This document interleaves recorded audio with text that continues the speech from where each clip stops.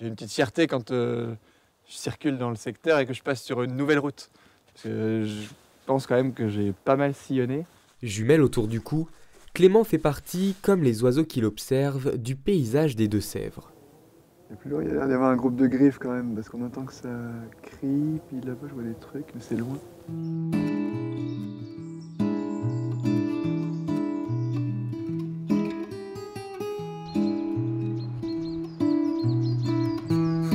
Il y a un marcassin, juste devant la haie, là, au sol.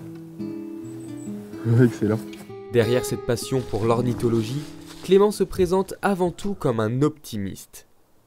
Un état d'esprit qui peut sembler paradoxal, car aux premières loges, il constate chaque saison le départ sans retour de certaines espèces. Sur 15 ans d'ornithologie un peu assidue en Deux-Sèvres, tu vois carrément des changements, quoi. Au-dessus de chez mes parents, là, il y avait un bocage un peu sur une butte, quoi, et qui a été complètement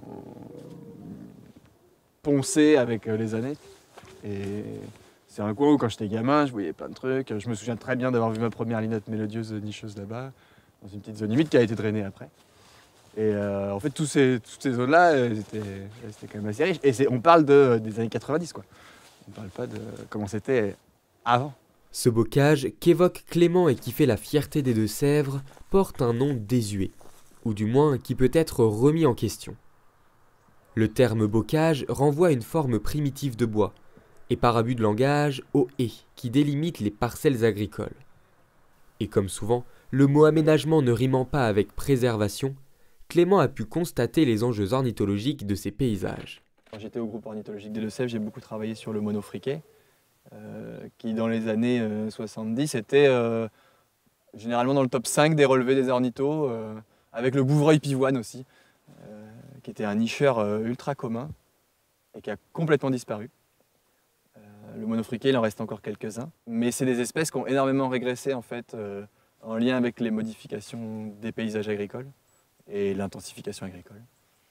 Et je pense qu'il y a aussi beaucoup de choses qu'on n'a pas comprises sur les pesticides, parce qu'en fait, typiquement les bouvreuils, il y a dû avoir un jour une molécule qui leur a pas du tout plu et qui les a rendus tous malades, parce que pour qu'ils disparaissent aussi rapidement, il n'y a pas trop d'autres explications qu'un empoisonnement à large échelle en fait. Des constats marquants, visibles au cours d'une vie. Si l'échelle de temps depuis la création de la Terre était proportionnellement réduite à une journée, soit 24 heures, les humains arriveraient à la fin de la toute dernière seconde.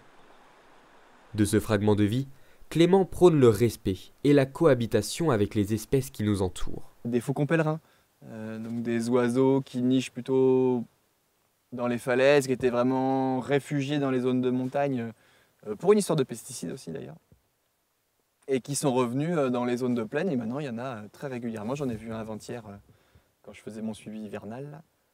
Et ça fait partie des choses qui font plaisir. Ça nous montre que la nature en fait elle est résiliente, elle peut revenir si on la laisse tranquille.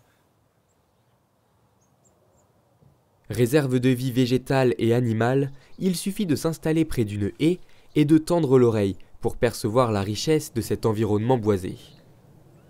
C'est justement par ce biais de l'écoute que Clément, alors étudiant à ce moment-là, s'est pris de passion pour la nature. Je me souviens que j'ai passé des heures pour identifier des trucs aujourd'hui que je reconnais d'un coup d'œil. Et puis après j'ai rencontré des gens.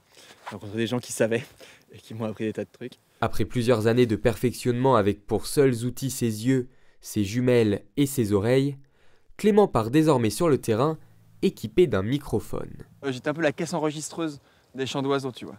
T'écoutes et puis hop, troglodyte, tac tac. Et en fait dans ma tête, les sons ils apparaissent comme un nom d'espèce.